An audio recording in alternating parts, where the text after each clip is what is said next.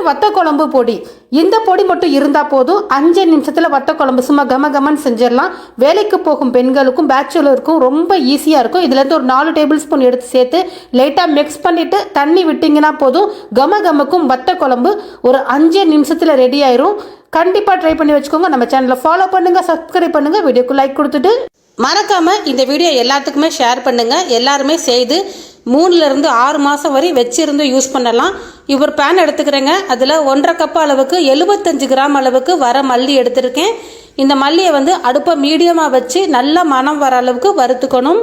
கண்டிப்பாக அடுப்பை மீடியமாக வச்சு வருங்க, அப்போ தான் கரிஞ்சிடாமல் இருக்கும். நல்லா இது போல் வறுத்து கொடுத்துக்கணும். மல்லியிலேருந்து நல்லா இது போல் மணம் வரும். வறுக்கும் போதே இப்போ எடுத்துடுறேன். இப்போ அதே பேன் வச்சு டேபிள் ஸ்பூன் இது போல் எடுத்துக்கோங்க. இந்த டேபிள் ஸ்பூனில் ஒரு 3 டேபிள் ஸ்பூன் அளவுக்கு கடலைப்பருப்பு சேர்த்துக்கிறேன். 3 டேபிள் ஸ்பூன் கடலைப்பருப்பு சேர்த்துட்டு ஒரு 1.5 டேபிள் ஸ்பூன் அளவுக்கு துவரம் பருப்பு சேர்த்துக்கிறேன். அதே டேபிள் ஸ்பூனில் 1 டேபிள் ஸ்பூன் அளவுக்கு வெள்ளை உளுந்து சேர்த்துக்கிறேன். 1 டேபிள் ஸ்பூன் அளவுக்கு அரிசி, புழுங்கல் அரிசி சேர்த்துக்கிறேன். வீட்டில் சமைக்கிற அரிசி சேர்த்துட்டு இதை அடுப்பை மீடியமாக வச்சு லைட்டாக செவந்து வரட்டும், வறுத்து கொடுத்துக்கிறேன். பாருங்கள், இது போல் வறுபட்டு வரணும். அடுப்பை மீடியமாக வச்சு செய்யுங்க. இப்போ இது லைட்டாக வறுபட்ட உடனே இன்னும் ஒரு சில பொருள் இது கூட சேர்த்து வறுக்கணும். 1 ஸ்பூன் சின்ன ஸ்பூனுக்கு கடுகு சேர்த்துக்கிறேன். அதே ஸ்பூனில் 3 ஸ்பூன் அளவுக்கு சீரகம் சேர்த்துக்கிறேங்க. சின்ன ஸ்பூனாக எடுத்துக்கோங்க. இப்போ அதே ஸ்பூனில் 1 ஸ்பூன் மிளகு, 1 ஸ்பூன் அளவுக்கு வெந்தயம் சேர்த்துக்கிறேன். நம்ம இப்போ சேர்த்த இந்த பொருள்லாம் லைட்டாக நல்லா சுள்ளுன்னு சூடாகி பொரிஞ்சு வரணும். அடுப்பை மீடியமாக வச்சு வருங்க. இப்போ பாருங்கள், நல்லா வறுபட்டுருச்சு. இப்போ அடுப்பை சிம்மில் வச்சுட்டு நான் மிளகாய் சேர்த்துக்கிறேன். கார மிளகாய் ஒரு 15 சேர்த்துருக்கேன். காஷ்மீர் மிளகாய் ஒரு 15 சேர்த்துருக்கேன். காஷ்மீர் மிளகாய் பார்க்க இப்படி தான் இருக்கும். உங்ககிட்ட காஷ்மீர் மிளகாய் இருந்தால் சேருங்க. அப்படி இல்லாட்டினா நீங்கள் எந்த மிளகாய் உங்கள் வீட்டில் யூஸ் பண்ணுறீங்களோ அது ஒரு 25 போல் சேர்த்துக்கோங்க, சரியாக இருக்கும். இது நல்ல ஒரு கலர் கொடுக்கும், அதனால நான் காஷ்மீர் மிளகாய் சேர்த்துருக்கிறேன். இது கூட கொஞ்சமாக கருவேப்பிலை இலைகளும் சேர்த்துட்டு லைட்டாக மிக்ஸ் பண்ணிக்கிறேன். நல்லா இந்த மிளகாவும் நல்லா வறுபடணும்.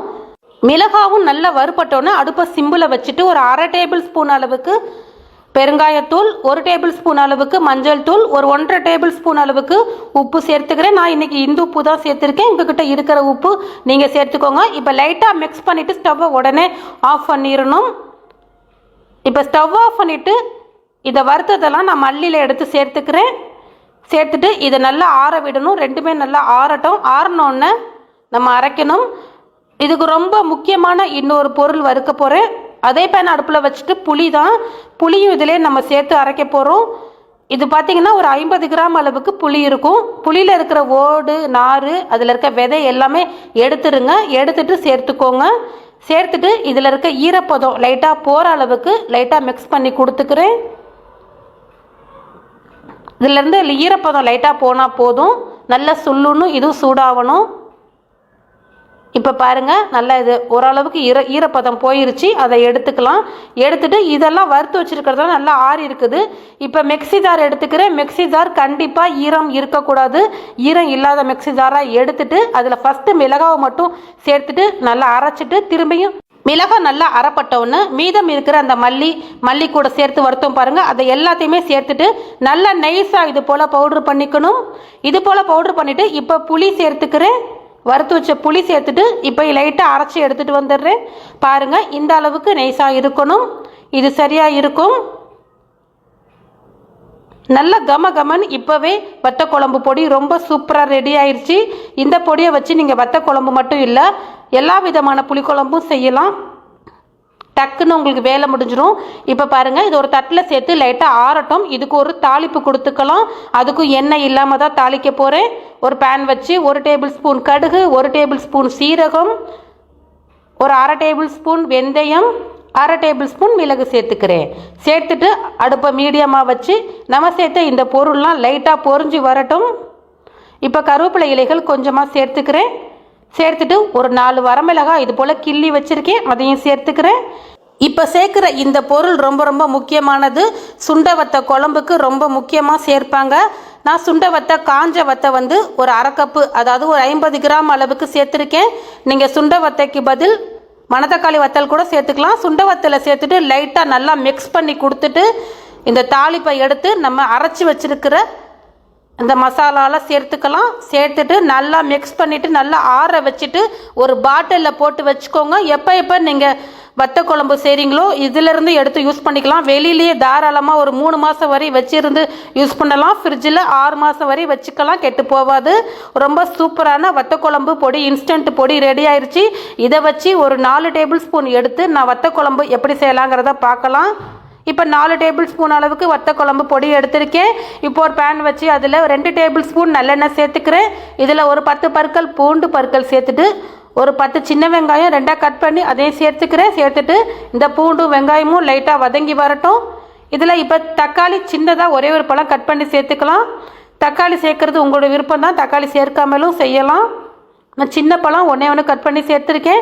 இந்த தக்காளி லைட்டாக வதங்கினோன்னு இப்போ நம்ம எடுத்து வச்சுருக்கிற 4 டேபிள் ஸ்பூன் அளவுக்கு வத்த குழம்பு பொடி இதை சேர்த்துக்கிறேன். இது ஒரு 4லேருந்து 5 பேர் தாராளமாக சாப்பிட்லாம் இந்த குழம்பு. இப்போ லைட்டாக அந்த எண்ணெயில் மிக்ஸ் பண்ணிவிட்டு இப்போ இந்த டைமில் தண்ணி சேர்த்துக்கலாம். ஒரு 2 நிமிஷம் மட்டும் லைட்டாக மிக்ஸ் பண்ணிக்கோங்க. மிக்ஸ் பண்ணிவிட்டு இப்போ தண்ணியை சேர்த்துக்கிறேன். நான் ஒரு 4 டம்ளர் அளவுக்கு பச்சை தண்ணி சேர்த்துக்கிறேன். சேர்த்துட்டு நல்லா மிக்ஸ் பண்ணிக்கலாம். இதில் நான் உப்பு எதுவும் சேர்க்கலைங்க, ஏன்னா சுண்ட வத்தலில் உப்பு இருக்கும். நம்ம ஏற்கனவே அந்த பொடியில் உப்பு போட்டிருக்கோம், அதனால் உப்பு சேர்க்க தேவையில்லை. இதில் இருக்க உப்பே சரியாக இருக்கும். இப்போ பார்க்க இப்படி தண்ணியாக தான் இருக்கும். இது ஒரு 10 நிமிஷம் கொதிக்க வச்சு எடுத்தோம்னா நல்லா திக்காய் வந்துடுங்க. இப்போ அடுப்பை மீடியமாக வச்சு ஒரு 10 நிமிஷம் கழித்து பார்க்குறேன். ரொம்ப சூப்பரான கமகமக்கும் வத்த குழம்பு ரெடி ஆயிடுச்சு. நீங்களும் இதே போல் செய்து பாருங்கள். கண்டிப்பாக செய்து பார்த்துட்டு கமெண்ட்ஸில் சொல்லுங்கள் வத்த குழம்பு எப்படி இருந்துச்சுங்கிறத. சுட சுட சாதத்துக்கு சூப்பராக இருக்கும். கண்டிப்பாக இந்த குழம்பு பொடி, வத்த குழம்பு பொடி ரெடி பண்ணி வச்சுக்கிட்டிங்கன்னா நீங்கள் செய்கிற இந்த வத்த குழம்பு டக்குன்னு செஞ்சிடலாம். எடுத்து 2-3 டேபிள் ஸ்பூன் எடுத்து மிக்ஸ் பண்ணிவிட்டு, ஒரு 2 பேர் இருந்தீங்கன்னா ஒரு 2 டேபிள் ஸ்பூன் போதுங்க. எடுத்து மிக்ஸ் பண்ணிவிட்டு நீங்கள் குழம்பு டக்குன்னு செஞ்சிடலாம். செய்யவும் ரொம்ப ஈஸி, டேஸ்ட்டும் ரொம்ப நல்லாயிருக்கும். கண்டிப்பாக ட்ரை பண்ணி பாருங்கள். நம்ம சேனலை சப்ஸ்கிரைப் பண்ணுங்கள், ஃபாலோ பண்ணுங்கள். இந்த வீடியோ எல்லாத்துக்கும் ஷேர் பண்ணுங்கள், லைக் பண்ணுங்கள்.